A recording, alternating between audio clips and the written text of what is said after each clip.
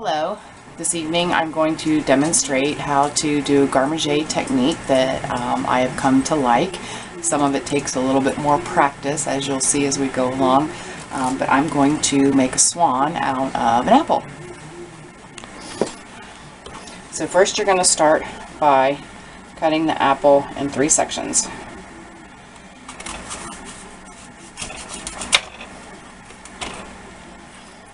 So basically you want to cut around the core, or down through the core, because you're going to end up using part of the core for the head. Now this is going to be too thick initially, so we're going to take this and make it about a 1/2 inch wide.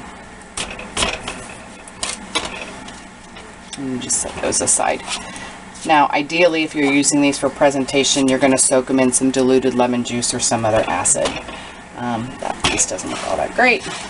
So what we're going to do is you have your half, and you can start it 2 ways. I like to start right in the middle, but you can start on the ends, and you just make cuts. And it's easier for me to just keep turning, and then that way I can see. And then as you make each cut, you're going to slide it out so you can keep an idea of the angle of your cut.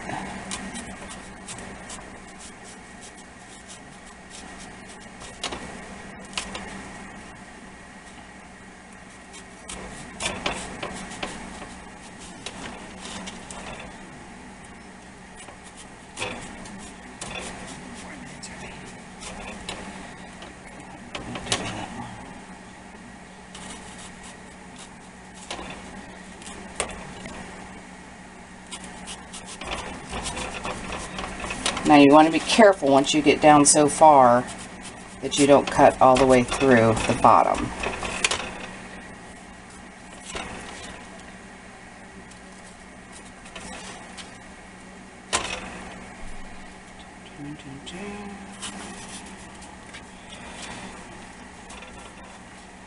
And if it happens that you do end up cutting all the way through, don't worry about it too much, because in order to secure the head, you're going to need to use a toothpick. And so you'll be able to salvage it. So there we go. And just for time's sake, we're going to stop there. Now you can make an additional cut here to kind of flare out. And this is the one thing that I like to do, is you take it off piece by piece, and this is a bird's beak tool, and it helps you to get really close in and precise.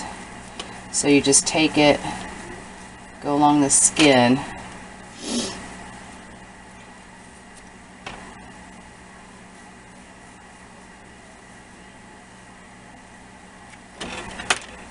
and then as it dries in the lemon juice, it'll flare up and it gives you the actual appearance of feathers. And then you can also do that. The tail piece is a little trickier to do.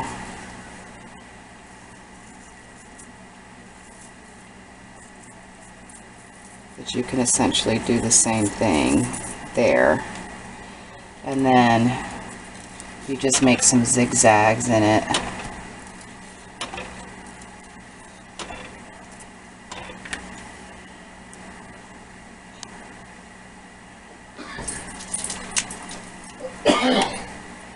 And that'll give you your tail feathers.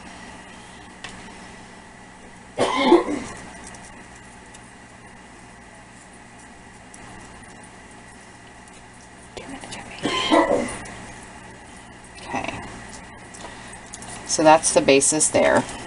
And then with the head, you're going to follow the core.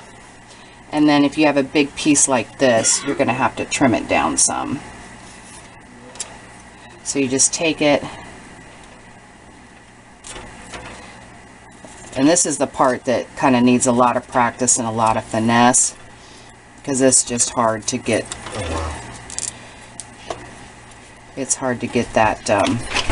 curvature in there. Trying to get it just right. She's videotaping. You're alright. Sorry. So then you just kind of fine tune it there. Scoop it out a little bit.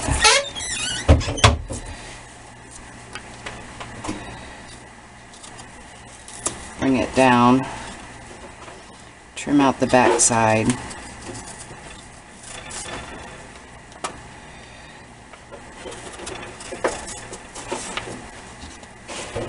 And then for the head, you can also do the same thing, just peeling up the skin a little bit.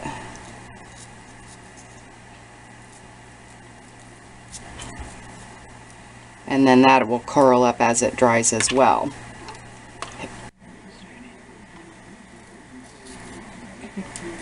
Sorry.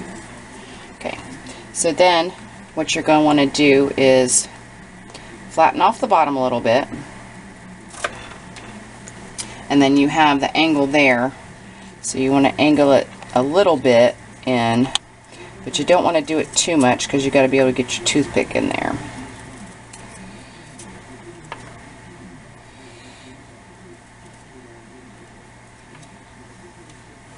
And you can trim up your beak however you want to do that. You can also, if you want, you can take the seeds and make your eyes.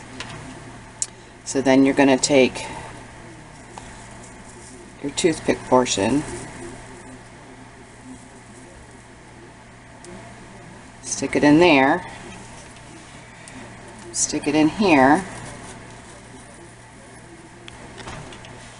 Okay, and then I found this awesome tool. It's a As Seen on TV, and this is called a veggetti. Okay, and basically it's for any kind of a round type object. So what we're going to do is you can use this. Hopefully these carrots are kind of a little overly stiff. Hit pause. This is the veggetti, and what you do is you can take any squash, carrots, anything like this, and it will actually make ribbons for you. And there's a thick side and a thin side.